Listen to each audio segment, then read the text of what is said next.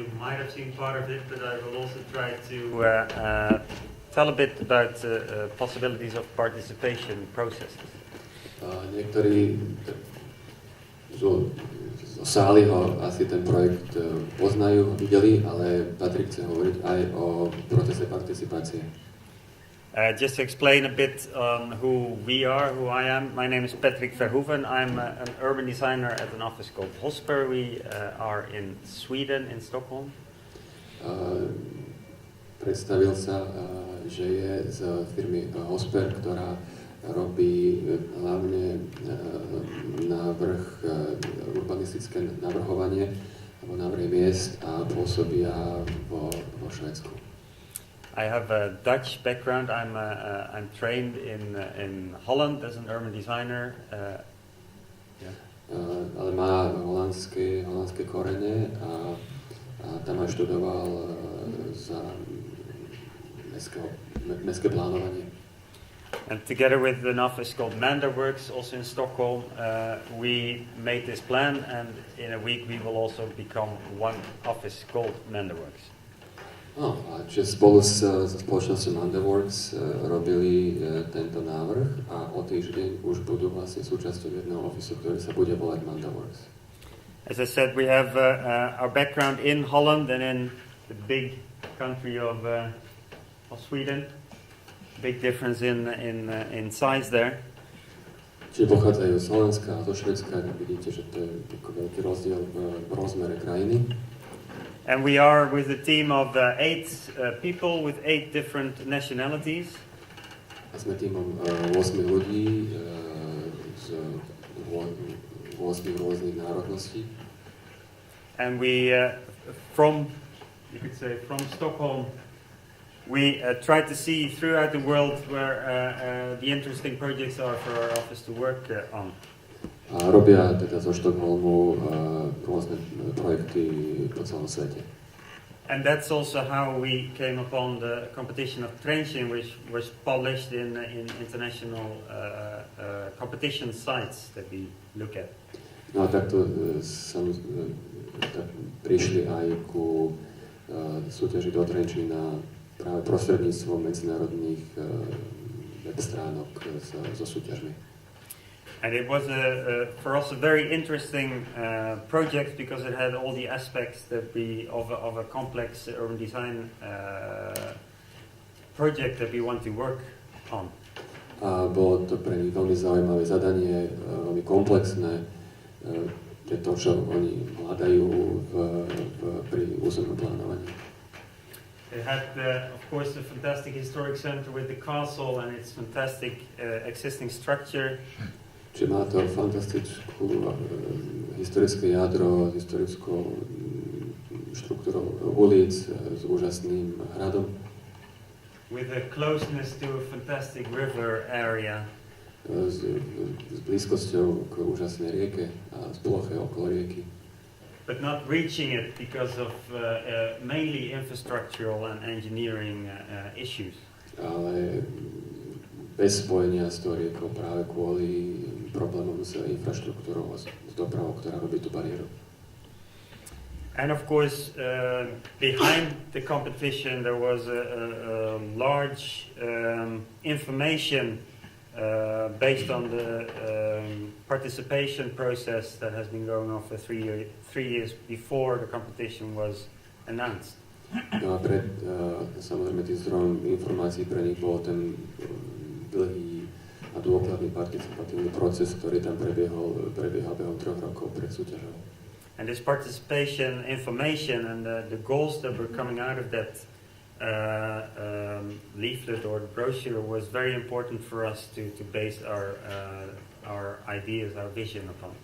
A výsledky, ktoré boli formulované z tohoto procesu, boli pre nich veľmi dôležité pri ich práci. Now going to the proposal, what we saw was that what I said, the quality of the river was there, but it is at this situation a very engineered and controlled river. Čo oni videli hneď v úvode, bola rieka so svojím potenciálom, ale dnes veľmi obmedzeným práve kvôli tomu inžinierskému prístupu ku riešeniu nábreží, respektíve hrádzi, systému hrádzi. So what we wanted to do in our proposal was try to revitalize the natural character of the river and make the river seek the city again. Čiže čo vlastne oni chceli, bolo revitalizovať ten pôvodný prírodný charakter rieky Váh takýmto systémom, ako je naznačený. And at the same time we want to connect the river to the city, so that the city really meets the river. No a v tom istom čase spojiť rieku s mestom, aby mesto opäť sa spojilo a dotklo rieky. And by doing that, we create two river sites. One ecological side, bringing the landscape inside the city, the green part. A vlastne použili dve stratégie na ľavej strane, na tej kvázi severnej vytvorenie ekologického nejakého nábrežia s perforáciou tých novonavrhovaných plôch zeleňou. And the urban city where we extend the structure and the public structure from the historic city towards the river bank. A na druhej strane taká najsklejšia časť, kde sa snažili doplniť tú štruktúru tými mestskými prvkami.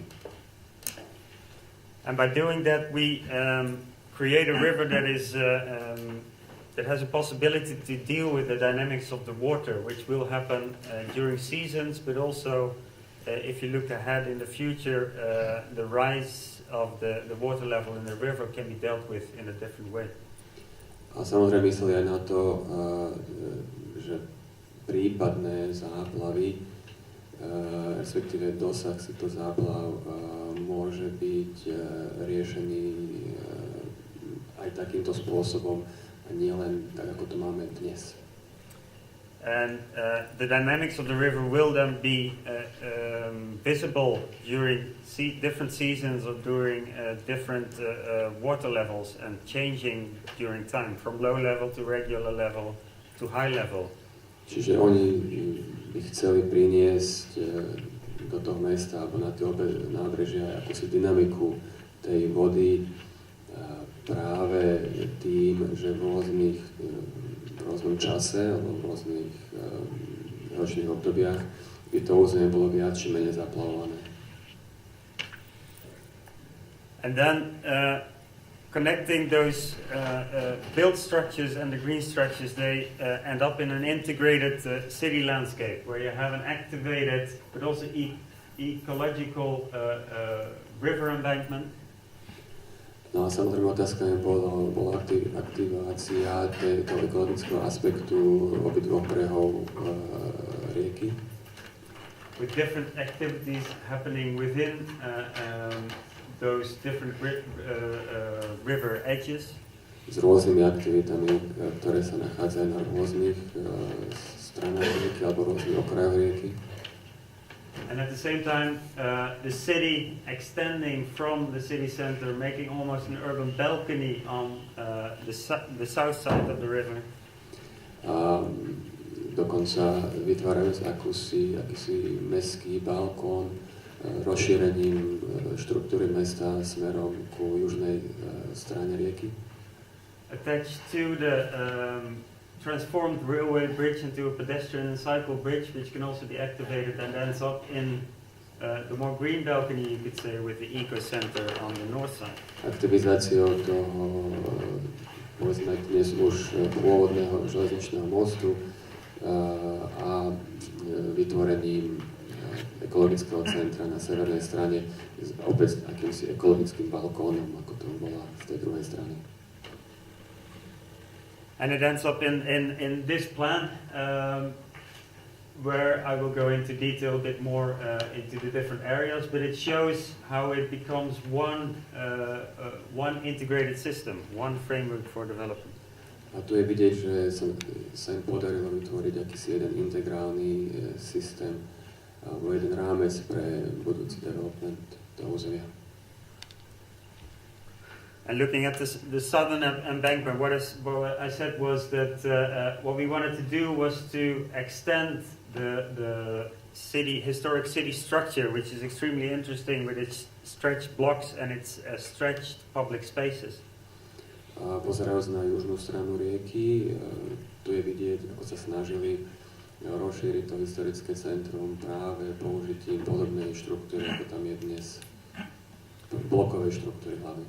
So what we did was we created new long blocks which are very much related to the existing ones and create public systems in between them that also relate to existing ones and are connected through a network to the river.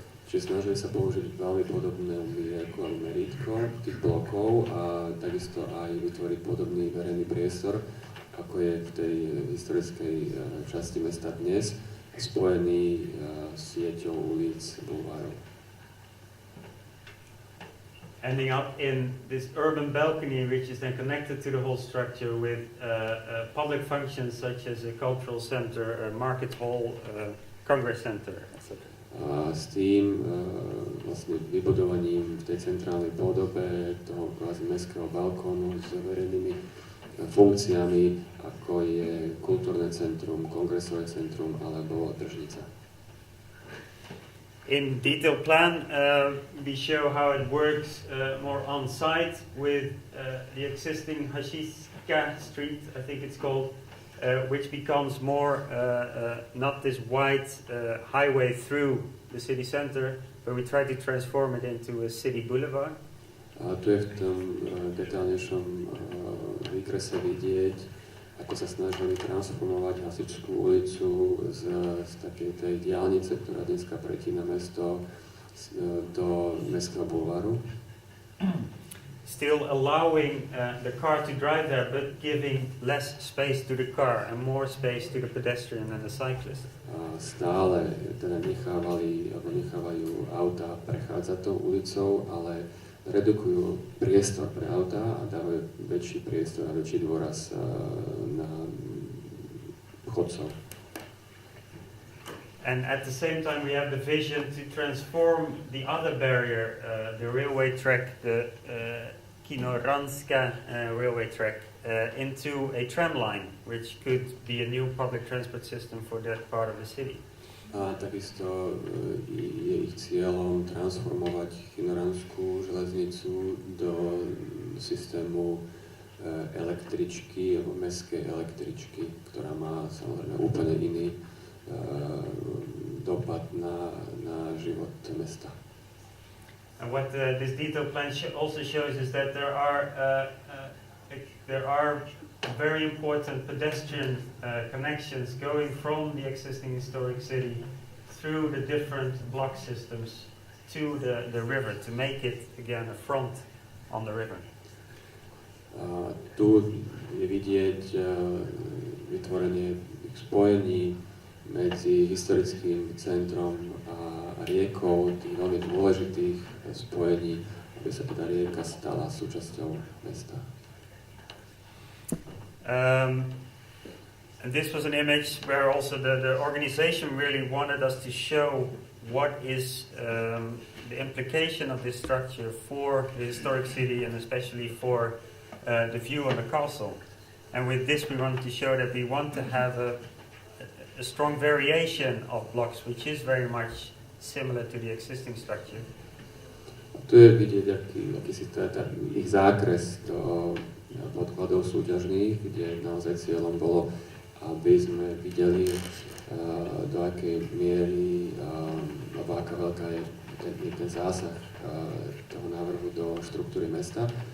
A Patrik hovorí, že ich snahou bolo vytvoriť veľkú variáciu blokov s rôznymi veľkosťami a s rôznou štruktúrou, veľmi podobnou tomu dnešnému charakteru mesta. And this structure does not only add a new front towards the river, but it also allows, of course, the free views on the castle and the rest of the city. Tá štruktúra, ktorá tam vznikla, vytvára nie len to nové priečelie, priestoru pri rieke, ale nebráni výhľadom na staré mesto a hrad.